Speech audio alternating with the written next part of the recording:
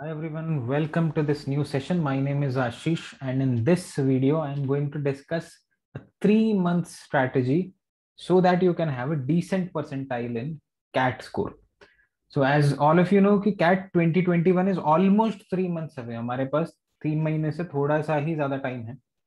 तो इस वीडियो में डिस्कस करूंगा कि कौन कौन से इंपॉर्टेंट टॉपिक्स हैं जिनको आपको स्पेशली फोकस करना चाहिए. What is the exam pattern that you can expect and what should be the expected cut off this year. तो ये वीडियो देखने के बाद आपके बहुत सारे डाउट्स क्लियर हो जाएंगे in case you are feeling a little bit of confusion regarding how to start और how to complete the preparation of CAT and where to start and what topics to focus upon. So let's get started with this. But before that, I will give you a certain information regarding the various initiatives that I have taken for the students. सबसे पहले एक WhatsApp group मैंने चलाया हुआ है बहुत time से, जिसमें I post various reading links plus various assignments related to VRC, quantitative aptitude and logical reasoning. तो अगर आप उसको ज्वाइन करना चाहते हैं then this is the link given. इसमें आप अपनी डिटेल्स दे दीजिए and you will be contacted. If you want a greater hand holding at very affordable fees, then the live classes option is for you. इसमें बहुत ही detail में चीजें पढ़ाई जाती हैं from basic till advanced level. And if you want test series for practicing mock test, then there is also an option of opting for a test series जिसमें आपको 20 से ज्यादा full length mocks मिलेंगे. There will be hundreds of topic tests, sectional test, and not only CAT, उसके अलावा भी जितने MBA exams होते हैं सबके with detailed analysis and percentile report. तो इन सब रिसोर्सेज का फायदा उठा सकते हैं. उसके अलावा फ्री प्लेलिस्ट अवेलेबल है इसी यूट्यूब चैनल पे. अगर आप प्लेलिस्ट सेक्शन में जाएंगे and there are various free classes available on quantitative aptitude, logical reasoning, LRDI and verbal ability, और कुछ स्ट्रैटेजी सेशंस में मैंने अपलोड किए हुए. करंट अफेयर्स, जीके भी है. तो सारी चीजें हैं, बहुत सारा फ्री कंटेंट अवेलेबल है. तो उसका फायदा उठाइए, otherwise it will be of no use to you. तो ये तो थी इन्फॉर्मेशन रिसोर्सेज के बारे में. अब बात कर लेते हैं हमारे 3 मंथ के प्लान की. तो सबसे पहले देखते हैं कि कैट का पैटर्न क्या हो सकता है. कैट 2021 का जो नोटिफिकेशन है उसमें उन्होंने बोल दिया कि the exam will be of 2 hours. तो मोस्ट प्रोबेबली वो कैट 2020 का ही पैटर्न फॉलो करने वाले हैं. लास्ट मोमेंट पे कुछ चेंज कर दे वो अलग चीज है, बट मोस्ट लाइकली यही होगा कि लास्ट ईयर का पैटर्न ही फॉलो होगा. पिछले साल क्या हुआ था, देयर वर 76 क्वेश्चन, हर एक क्वेश्चन 3 मार्क्स का होता है. So 3 marks each. 76 में से पहला सेक्शन था आपका क्वांटिटेटिव एप्टीट्यूड का, 26 क्वेश्चन. 24 क्वेश्चन थे DILR के और 26 क्वेश्चन थे VE एंड RC के. अगर मैं एक्सपेक्टेड कट ऑफ की बात करूं इस बार की, तो अगर आप 100 मार्क्स स्कोर कर लेते हैं after negative marking and all, net score is 100 marks, then you can expect a percentile of 99 and above. 100 से जितना ऊपर आएगा उतना ही 99 से 100 की तरफ आप मूव करते जाएंगे परसेंटाइल में. If you are scoring between 75 to 100, तो आप मान के चलिए 75 मार्क्स पे आपका अराउंड 95 परसेंटाइल आ सकता है और 100 मार्क्स पे आपका अराउंड 99 परसेंटाइल रहेगा. इस रेंज में ये स्कोर वेरी कर सकता है. This is the raw score left hand side पे, और राइट हैंड साइड पे परसेंटाइल. अगर आप 60 से 75 का रॉ स्कोर लेके आते हैं उसमें, तो आप एक्सपेक्ट कर सकते हैं 90 से 95 परसेंटाइल तक. And if you are getting a score of 50 to 55 to 60, you can expect a score of 85 to 90. 85 से कम मत टारगेट करिएगा, क्योंकि 85 प्लस पे काफी ऑप्शंस खुल जाते हैं unless you have a reserve category. अगर आप जनरल कैटेगरी से हैं तो मिनिमम 85 प्लस तो आप टारगेट करिएगा, so that you can get a decent B school.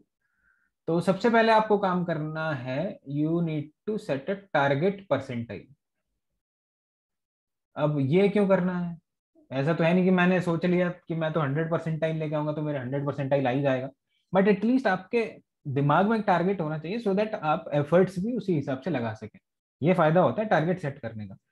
तो एक रियलिस्टिक टारगेट अगर मैं बात करूं यहाँ से, वी हैव 3 मंथ्स. अगर कोई ऐसा इंसान है जिसने आज तक कैट के बारे में कोई प्रिपरेशन स्टार्ट नहीं करी है और वो स्क्रैच से स्टार्ट करना चाहता है, then he should not target beyond 95. That would be realistic estimate. मैंने बहुत सारे ऐसे स्टूडेंट्स देखे हैं अपने प्रीवियस ईयर्स में जिनके 3-4 महीनों की प्रिपरेशन में 93, 94, 95 तक आ जाता है. But very rarely I see people कि आपने स्टार्ट आज किया और 3 महीनों की प्रिपरेशन से यू आर स्कोरिंग 99%. तो वो थोड़ा अनरियलिस्टिक हो जाएगा. एक्सेप्शंस आर ऑलवेज देयर, मैं मना नहीं कर रहा हूँ. बट टारगेट जो है वो रियलिस्टिक होना चाहिए। अगर आप रिपीटर हैं then you can set a target of 99 percentile यहाँ से भी।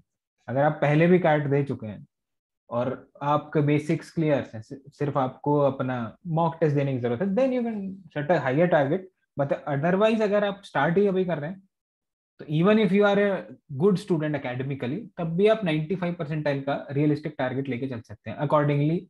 अगर आपको लगता है कि आपका कोई सेक्शन बहुत ज्यादा वीक है, then you can change your target accordingly. आप 90 परसेंटाइल भी लेके चल सकते हैं, बट टारगेट थोड़ा हाइयर साइड पे लेके चलिएगा। बेस्ट केस सिनेरियो में जो आपका परसेंटाइल हो सकता है उसको टारगेट लेके चलिएगा। तो टारगेट सेट आपने कर लिया, मान लेते हैं आपने 90 से 95 का टारगेट सेट किया, तो उसी हिसाब से आपको देखना है कि आपको स्कोर क्या लेके आना है। तो if you are setting this target, then at least आपका स्कोर हर मॉक टेस्ट जो आप देंगे उसमें 60 से 75 तक तो वेरी करना ही चाहिए, at least in the later mocks if not in the beginning. तो ये फायदा हो जाता है टारगेट स्कोर सेट करने की, आपको पता लग जाता है कि मुझे कितने मार्क्स लेके आने हैं इस सब में। तो 76 क्वेश्चन है, 3 मार्क्स का हर एक क्वेश्चन होता है, तो 76 into 3 that is the total marks. उसमें आप देख लीजिए कि आप किस रेंज में स्कोर अपना टारगेट कर रहे हैं। The range is on the screen. अब जरूरी नहीं कि एग्जैक्ट यही रेंज रहे वहां पे, अगर एग्जाम थोड़ा इजी आ सकता है तो कट ऑफ इंक्रीज भी हो सकती है, बट ये एक इंटेलिजेंट गेस है मेरा as per the previous patterns of CAT कि इतना आप एक्सपेक्ट कर सकते हैं। अब आ जाते हैं इंपॉर्टेंट टॉपिक्स पे। तो VARC, DILR, quantitative aptitude, 3 section होते हैं, 40-40 मिनट का टाइम मिलेगा तीनों के लिए। तो VARC में आपके 18 क्वेश्चंस तो आरसी के ही आ जाते हैं आउट ऑफ 26। टोटल 26 क्वेश्चन है, उसमें से 18 आरसी के, रीडिंग कॉम्प्रीहेंशन। तो मान लिया आपका रीडिंग कॉम्प्रीहेंशन खराब है, आपने कभी रीडिंग नहीं करी जिंदगी में और आपसे इंग्लिश समझ नहीं आती है, लैंग्वेज पे पकड़ कम है, तो आपका VARC सेक्शन बहुत बुरा जाने वाला है। क्योंकि आप मान के देखिए ना, 18/26, तो ऑलमोस्ट सारा सेक्शन तो आरसी लेके चला जाएगा। तो रीडिंग हैबिट होनी बहुत जरूरी है, ये मैं बार बार रिपीट करता हूँ अपनी क्लासेस में भी और यूट्यूब के जो वीडियोस हैं उसमें भी, but still I will again repeat it कि आपको रीडिंग हैबिट इंप्रूव करनी है। तो डेली कुछ ना कुछ आप रीड करना स्टार्ट कर दीजिए। बेस्ट होगा कि आप न्यूज़पेपर के आर्टिकल्स पढ़ें, मैगजीन को ही पढ़ें, उससे आपकी लैंग्वेज पे कमांड पड़ेगी और रीडिंग स्पीड थोड़ी तेज होगी, जिससे आप आरसी अच्छे से अटेम्प्ट कर पाएंगे। प्लस आपको कॉन्सेप्ट तो क्लियर करने ही पड़ेंगे। उसके बाद जो बाकी क्वेश्चंस बचे, 8 क्वेश्चन, उसमें से 3 question you can expect from paragraph summary, 3 questions you can expect from parajumbles, and odd one out से यू कैन एक्सपेक्ट 2 क्वेश्चन, अगर लास्ट ईयर वाला पैटर्न रहता है तो ये मोटा मोटा आप समझ लीजिए कि this could be your VARC section. 18+6+2 26 हो गया। अब लास्ट के 3 टॉपिक्स भी रीडिंग बेस्ड ही है। पैराग्राफ समरी, अगर आपको पैराग्राफ समझ ही नहीं आएगा तो आप समरी क्या बताओगे उसकी। सिमिलरली पैराग्राफ जंबल, अगर आपको रीडिंग हैबिट ही नहीं है तो आपको पता कैसे लगेगा कि ऑथर कैसे सेंटेंस बनाना चाह रहा है। So similarly odd one out. तो reading is very very very important in cracking the VARC section. अब आ जाते हैं अपने दूसरे सेक्शन पे, DILR, जो पिछले 3-4 साल से सबसे ज्यादा डिफिकल्ट सेक्शन होता है कैट का। तो इसमें जो मेन मेन टॉपिक्स हैं, लेफ्ट हैंड साइड पे आपके DI के टॉपिक हैं और राइट हैंड साइड पे आपके LR के टॉपिक हैं, लॉजिकल रीजनिंग। तो DI में you can expect question from tables, bar graph, line chart, caseless based जो पिछले कुछ सालों में बहुत इंक्रीज हुए, वेन डायग्राम्स, पाई चार्ट। तो ये बेसिक बेसिक से टॉपिक होते हैं। LR में linear arrangement, circular arrangement, complex arrangement बहुत ज्यादा पूछे जाते हैं पिछले कुछ सालों से। Then blood relation, critical part, games and tournaments की भी फ्रीक्वेंसी बढ़ने लगी है। Number based LR, conditional and groupings, और एक नया टाइप का क्वेश्चन आने लगा है DILR में, जिसमें वो कंबाइन कर देते हैं DI और LR को, कंबाइंड सेट देते हैं। कुछ पोर्शन ऐसा लगेगा कि DI का क्वेश्चन है और उसके बाद उसमें लॉजिकल रीजनिंग भी बीच में मिली हुई होगी। So that is a new type of question they have started asking. तो ये हो गया आपका DILR सेक्शन। क्वांटिटेटिव एप्टीट्यूड में major chunk will be from arithmetic.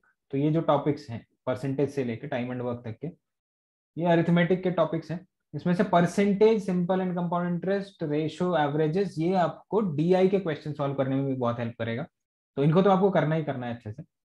Arithmetic से आप मान के चल सकते हैं कि आउट ऑफ 26, 10 क्वेश्चन के आसपास आप अरिथमेटिक से मान के चल सकते हैं कि आएंगे इस बार। Algebra again very important topic, इससे भी आप सोच सकते हैं कि 7 to 8 क्वेश्चन आ सकते हैं आउट ऑफ 26, टोटल 26 क्वेश्चन है। उसके बाद ज्योमेट्री से you can expect around 3 to 4 question, number system से you can expect around 2-3 questions, probability और परम्यूटेशन कॉम्बिनेशन मिला के you can expect 2 to 3 question. तो ये एक ब्रॉड स्ट्रक्चर रहेगा क्वांटिटेटिव एप्टीट्यूड सेक्शन का। तो अगर आप देखें arithmetic plus algebra plus geometry, ये सबसे ज्यादा इंपॉर्टेंट टॉपिक्स ये तीन माने जाते हैं। अरिथमेटिक में अगेन सब टॉपिक्स हैं, बट उसको पूरा एक ही टॉपिक कंसिडर अगर मैं करूं तो 10 क्वेश्चन तो आप लेके चलिए अरिथमेटिक से, 7 to 8 from algebra and 3 to 4 from geometry. तो ये तीन topic are the must do, इनको आप बिल्कुल भी छोड़ के नहीं जा सकते। छोड़ के तो आपको कुछ भी नहीं जाना है, बट अगर आपका लेट्स से परम्यूटेशन कॉम्बिनेशन और प्रोबेबिलिटी बहुत ज्यादा वीक है तो आप इतना कर सकते हैं कि अभी क्योंकि टाइम कम रह गया है तो आप सिर्फ इनके बेसिक्स क्लियर कर लीजिए, ज्यादा एडवांस क्वेश्चन मत करिए, क्योंकि कई बार ऐसा भी हो सकता है कि किसी किसी सेट में ये आए भी ना। बट आपको आइडिया जरूर होना चाहिए, ऐसा नहीं हो कि बहुत इजी क्वेश्चन आ जाए प्रोबेबिलिटी का और क्योंकि आपने टॉपिक ही नहीं देखा था तो आप इजी क्वेश्चन में मिस कर दें। तो hence do the basics at least, और अगर एडवांस क्वेश्चन कर सके तो बहुत ही बढ़िया। तो ये पूरा स्ट्रक्चर हो गया इंपॉर्टेंट टॉपिक्स का। अब बात कर लेते हैं क्या स्ट्रैटेजी आपको यूज करनी है सो दैट आप अपना परसेंटाइल मैक्सिमाइज कर सकते हैं इन द गिवन टाइम। सबसे पहले पहले सेक्शन से स्टार्ट करते हैं, वीएआरसी। तो एक तो डेली रीडिंग हैबिट बना लीजिए, न्यूज़पेपर आर्टिकल, मैगजीन के आर्टिकल ये सब पढ़ना शुरू कर दीजिए।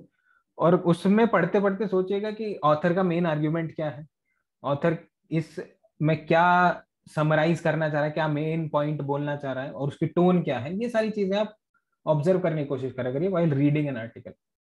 व्हाट्सएप ग्रुप पे मैं रीडिंग लिंक्स भेजता हूँ, उसमें I always ask such questions जो कि स्टूडेंट्स आंसर भी करते हैं। उससे उनको थोड़ा प्रैक्टिस होती है, हर एक आर्टिकल में जब वो देखते हैं कि ऑथर का व्यू पॉइंट क्या है तो आरसी सॉल्व करने में इट विल हेल्प। उसके बाद अब प्रैक्टिस की अगर मैं बात करूं तो आपको एटलीस्ट 100 to 150 आवर्स देने हैं वीआरसी को इन द कमिंग 3 months। तो ये मान के चलिए 1 से 1.5 घंटा रोज आपको निकालना है सिर्फ वीआरसी के लिए।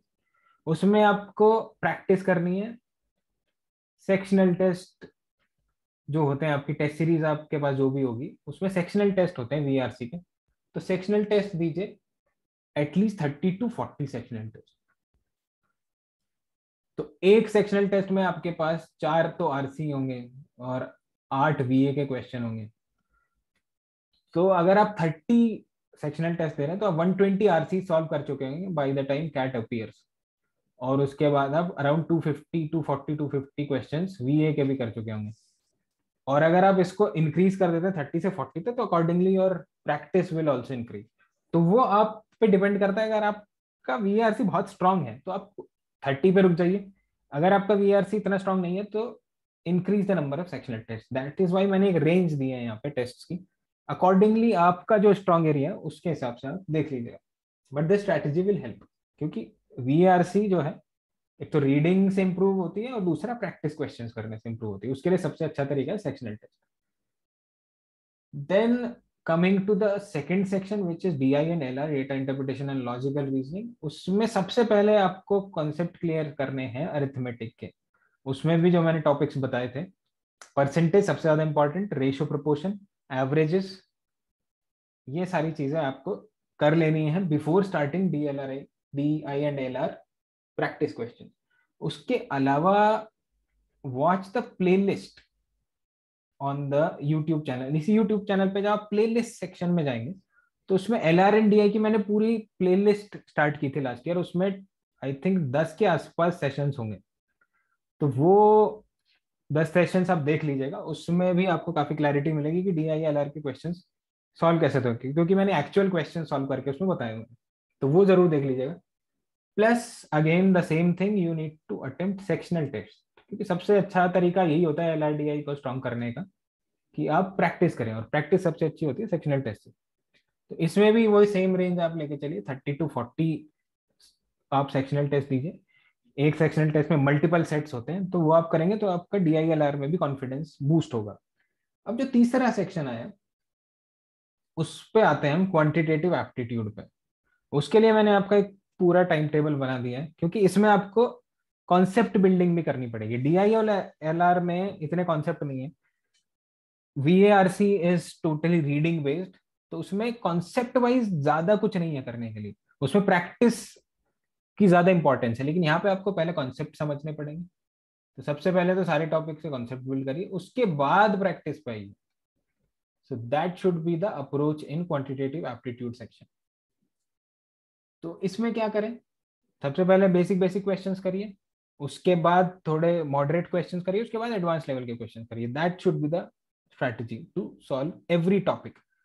तो आप डेज डिवाइड कर लीजिए, दिस इज 25 डेज स्ट्रैटेजी, जिसमें आपके सारे बेसिक क्लियर होने चाहिए, plus some moderate and advance level questions also. Number of question minimum आपको ये करने ही है, इससे ज्यादा अगर आपको जरूरत लग रही है कि परसेंटेज 100 क्वेश्चन में नहीं समझ आई, तो उसको आप इंक्रीज भी कर सकते हैं as per your own understanding. तो हर एक टॉपिक के लिए मैंने डेज डिवाइड कर दी है।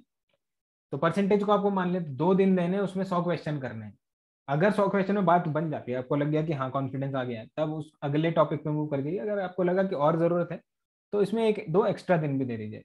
इसीलिए मैंने 25 डेज की स्ट्रैटेजी दी है। इसको आप 5-6 दिन एक्स्ट्रा देके 30 डेज तक, 1 महीने तक खींच सकते हैं, क्योंकि बाकी 2 महीने आप सिर्फ प्रैक्टिस पे डिवोट करेंगे।